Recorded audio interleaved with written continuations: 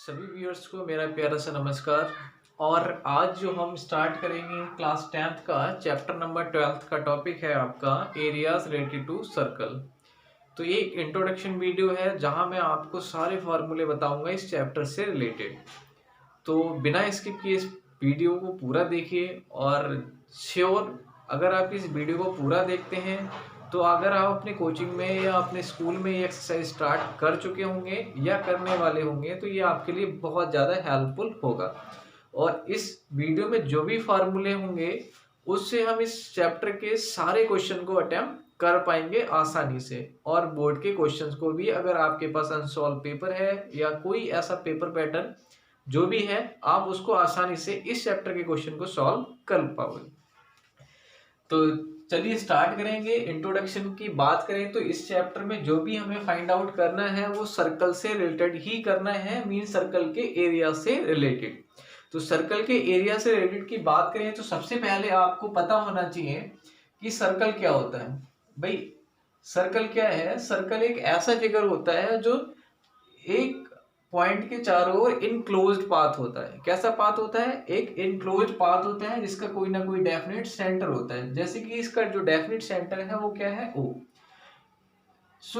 जो line point O से इस सर्कल के किसी भी पॉइंट पर मीट करती है उसको हम क्या कहते हैं? रेडियस बोलते हैं। अब ऑब्वियसली आपसे डेफिनेशन नहीं पूछा ये व्हाट इज सर्कल और व्हाट इज द रेडियस और व्हाट इज द डायमीटर।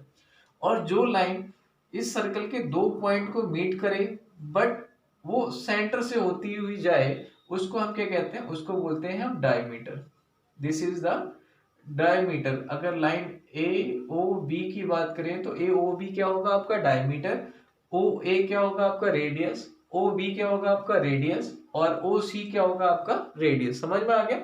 तो ये तो था डायमीटर और आपका रेडियस। अब अगर बात करते हैं तो ये जो पाथ है आपका इनक्लोज पाथ है इसको हम पेरीमीटर ऑफ द सर्कल बोलते हैं। क्या बोलते हैं इसको? Perimeter of circle. तो पेरीमीटर ऑफ सर्कल का मतलब किससे है? ये कहलाएगा आपका सरकमफ्रेंस। क्या कहते हैं इसको? सरकमफ्रेंस।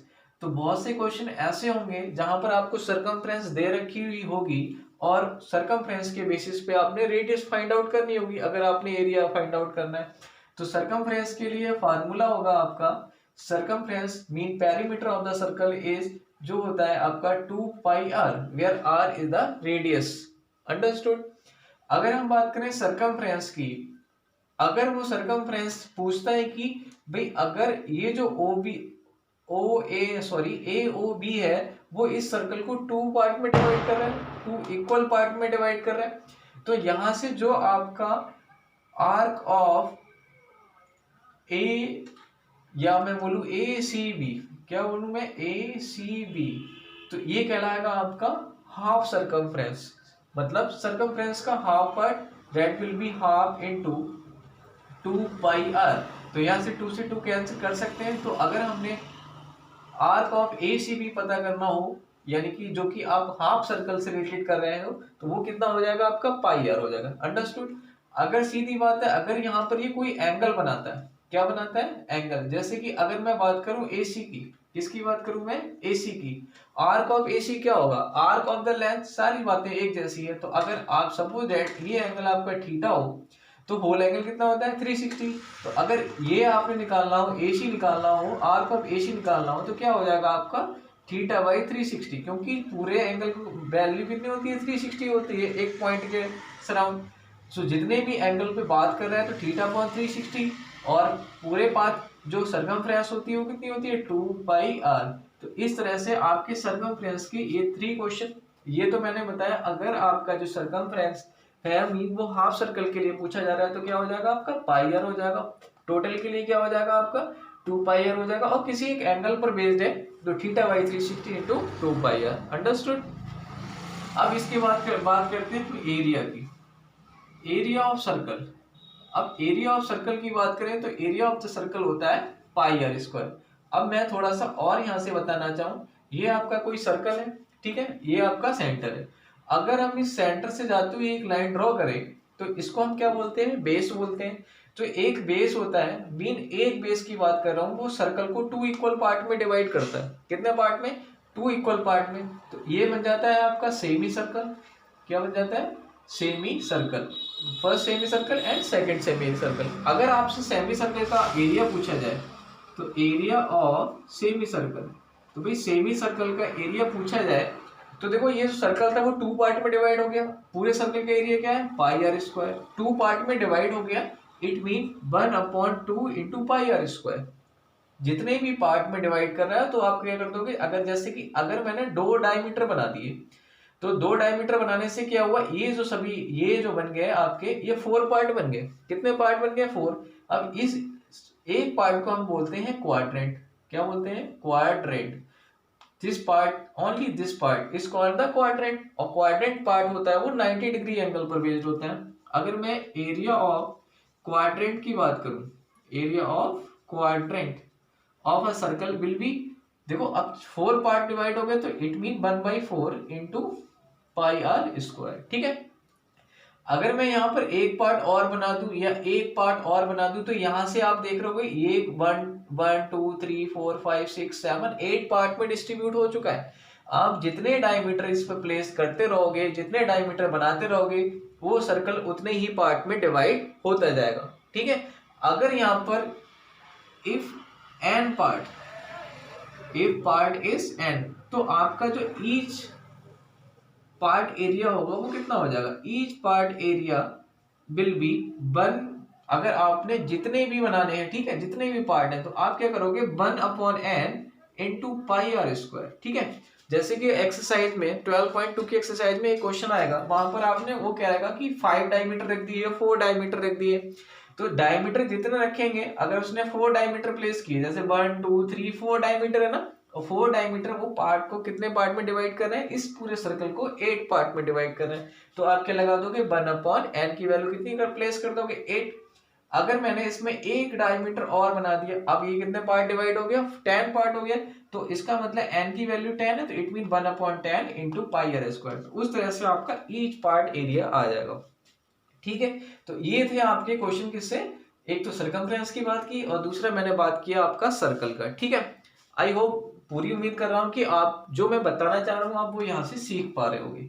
अब इसके बाद बात करेंगे, तो ये चीज ध्यान रखना है कि जितने भी पार्ट में एरिया सर्कल को डिवाइड किया जा रहा है तो ईच पार्ट के एरिया निकालना है, तो 1/n into pi R square. इस फॉर्मूले से आप each part area find out कर पाओगे। अब बात करें, ये क्या है आपका सर्कल। अब जो लाइन, अभी तो ये जो लाइन ड्रॉ कर रहे थे हम, ये सभी आपके किस से जा रहे थे? ये आपके सेंटर से होते हुए जा रहे थे। अब एक चीज और मैं बोलूं, अगर सपोज दैट वो ये नहीं दे रखा है कि इतने पार्ट में उसने डिवाइड किया हुआ है, ठीक है, तो अब जैसे कि ये आपका उन्होंने बोल दिया ये सेंटर के साथ एंगल थीटा एंगल बनना है, तो इस चीज को बोलते हैं हम, इस पार्ट को, सर्कल के इस पार्ट को केवल हम बोलेंगे सेक्टर, और सेक्टर में हम इसको बोलेंगे माइनर सेक्टर। क्या बोलेंगे? Minor sector. माइनर सेक्टर वहां पर होगा जहां पर आपके एंगल की वैल्यू 180 से कम होगी। माइनर सेक्टर कौन सा होगा? Where theta angle is less than to 180, यानी कि जो थीटा होगा वो हमेशा छोटा होगा किस एंगल से? 180 डिग्री के एंगल से। तो वहां पर सेक्टर कौन सा बन रहा होगा आपका? माइनर सेक्टर बन रहा होगा। इफ थीटा है तो अगर हम माइनर सेक्टर के एरिया की बात करें, माइनर सेक्टर एरिया वो कितना हो जाएगा भाई? Theta upon 360 into area of the circle mean pi R square. ठीक है। और जो बाकी ये वाला पार्ट बचा, ये कहलाएगा आपका मेजर सेक्टर। क्या कहलाएगा? Major sector. अगर आपने मेजर सेक्टर निकालना है तो आपके टीचर मोस्टली यही बताते हैं कि अगर सर्कल में से, पूरे सर्कल में से माइनस एरिया सेक्टर को माइनस कर देंगे तो आपका क्या बच जाएगा? मेजर सेक्टर आ जाएगा। लेकिन मैं आपको यहाँ पर एक फॉर्मूला नोट कराता हूँ कि एरिया ऑफ मेजर सेक्टर या मेजर सेक्टर एरिया की अगर बात करें तो मेजर सेक्टर एरिया बस आपने कुछ नहीं करना है। जरूर अगर वो सेक्टर की बात कर रहा है तो उसने कोई ना कोई सेक्टर पर एंगल दे रखा होगा, ऑब्वियसली माइनर सेक्टर का दे रखा होगा। अगर मेजर सेक्टर निकालना है तो बस आप 360 minus theta upon 360 and pi R square फार्मूले से इस चीज को फाइंड कर लोगे। ठीक है। मेजर सेक्टर एरिया निकालने के लिए आपने फार्मूला ये नहीं रखना है कि area of the circle minus area of the minor sector. आप डायरेक्टली इस फार्मूले से आप मेजर सेक्टर का एरिया निकाल पाओगे। Major sector area is 360 minus theta upon 360 into pi R square. Is that clear? अब इसके बाद आपका लास्ट फार्मूला रह जाता है। अभी इसके बाद दो फार्मूले, एक आपकी बात करते हैं, जैसे कि ये आपका कोई सर्कल है, suppose that it is the centre O. अगर कोई लाइन सेंटर से होती हुई ना जाए तो पीछे वाले चैप्टर क्लास इसी के चैप्टर नंबर 10 सर्कल्स में हमने पढ़ रखा है, इसको बोलते हैं कॉर्ड। क्या बोलते हैं इसको? कॉर्ड। और कॉर्ड के जो पीछे वाला एरिया होता है उसको हम बोलते हैं माइनर सेगमेंट। क्या बोलते हैं? Minor segment. और बाकी जो आपका रह गया वो कहलाएगा आपका, ये सारा पार्ट कहलाएगा मेजर सेगमेंट। क्या कहलाएगा? Major segment. अगर माइनर सेगमेंट की एरिया की बात करें तो हम क्या करते हैं, इसको ज्वाइन किया कॉर्ड के दोनों पॉइंट के साथ ए और बी के, तो ऑब्वियसली जो ओ ए है और ओ बी वो आपके क्या कहलाएंगे? रेडियस कहलाएंगे। ठीक है, तो minor segment area, area of minor segment, area of minor segment की बात करें तो आप इस ऑब्वियसली आपको यहाँ पर कुछ ना कुछ रेडियस दे रखी होगी और जरूर कोई ना कोई थीटा एंगल दे रखा होगा। ठीक है, तो area of the minor segment formula अगर बोले तो ये होता है आपका theta upon 360 into pi minus 1/2 sine theta into R square, where R is the radius, theta angle जिस एंगल पर सेगमेंट सबटेंड है that is theta angle, and minus 1/2 sine theta into R square. ये आपका कहलाएगा area of the minor segment. ठीक है, अगर major segment निकालना है, क्या निकालना है हमने? Major segment. तो area of major segment, major segment will be, आप क्या करोगे, सर्कल के एरिया में से इस माइनर सेगमेंट को माइनस कर दोगे। Area of circle, area of circle minus area of minor segment, minor segment. ठीक है, तो एरिया ऑफ सर्कल क्या होता है आपका? पाई आर स्क्वायर, और माइनस कर दोगे, ये वाला फार्मूला लिख दोगे। ठीक है, मैं यहाँ पर डायरेक्ट क्रॉस पे लिख सकता हूँ। एरिया ऑफ माइनर सेगमेंट का फार्मूला सेम रहेगा। इस तरह से आप मेजर और माइनर सेगमेंट आप फाइंड कर लोगे। ठीक है, अब लास्ट में एक पॉइंट वाली बात बताता हूँ कि लास्ट ईयर के जो बोर्ड एग्जाम्स हुए हैं उसमें से एक कंसेंट्रिक सर्कल का पॉइंट आता है। ठीक है, तो कंसेंट्रिक सर्कल की बात करें तो कंसेंट्रिक सर्कल क्या होते हैं? जो एक ऐसे सर्कल जिनकी रेडियस अलग अलग होती है बट उनका जो सेंटर होता है वो कैसा होता है? कॉमन होता है। ठीक है, that is called the concentric circle. अगर कंसेंट्रिक सर्कल पर हमने ये जो फाइंड करना है, ये वाला एरिया फाइंड करना है कंसेंट्रिक सर्कल के लिए, तो इसको हम शेडेड भी बोल सकते हैं या कुछ और भी बोलते हैं। ठीक है, सपोज दैट जो इनसाइड सर्कल है उसकी रेडियस r1 है और जो आउटसाइड सर्कल है उसकी रेडियस हमने r2 मान लिया। तो अगर यहाँ पर शेडेड एरिया पूछें, शेडेड एरिया पूछें तो क्या करोगे आप? अगर बाहर वाले सर्कल में से इनसाइड वाले सर्कल के एरिया को माइनस कर देंगे तो आपके पास क्या सर्कल, यही वाला पार्ट रह जाएगा, मीन शेडेड पार्ट रह जाएगा।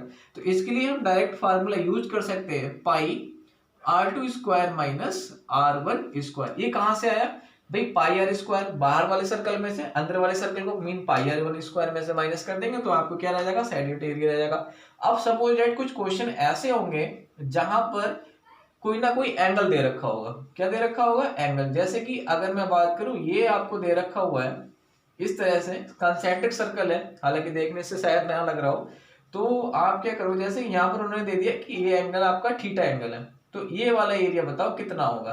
तो बस कुछ नहीं करना है, जो आप जैसे कि आपने सर्कल में किया, एरिया ऑफ सर्कल में किया, तो वैसे इसमें कर दोगे थीटा अपॉन 360 इंटू पाई r2 का स्क्वायर माइनस r1 का स्क्वायर, जैसे कि यहाँ पर लिखा हुआ है minor sector area theta upon 360 into पाई r स्क्वायर। ठीक है, तो अगर आपके कंसेंट्रिक सर्कल है और वहां पर एंगल दे रखा हुआ है तो आपको शेडेड एरिया निकालने के लिए ये वाला फार्मूला यूज करना है, सीधे सीधे थीटा अपॉन 360 इंटू पाई। अगर वहां पर कोई एंगल ना दे रखा है तो आप पाई r2 square minus r1 square formula right कर सकते हो। तो ये जो पूरा चार्ट है आप चाहे तो स्क्रीनशॉट ले सकते हैं, आप इसको दोबारा रिमाइंड कर सकते हैं। इस तरह से इस चैप्टर के जो भी क्वेश्चन है मैंने यहाँ पर उसके फॉर्मूले राइट कर दिए। आई होप उम्मीद करूंगा कि आपके डाउट ज़्यादा से ज़्यादा यहाँ पर क्लियर हो चुके होंगे और आप इन फार्मूले का यूज करते हुए एक्सरसाइज को पॉइंट आउट कर लोगे। ठीक है, नेक्स्ट वीडियो में हम इसके एक्सरसाइज के क्वेश्चन के साथ फिर से मिलेंगे, तब तक के लिए बाय बाय।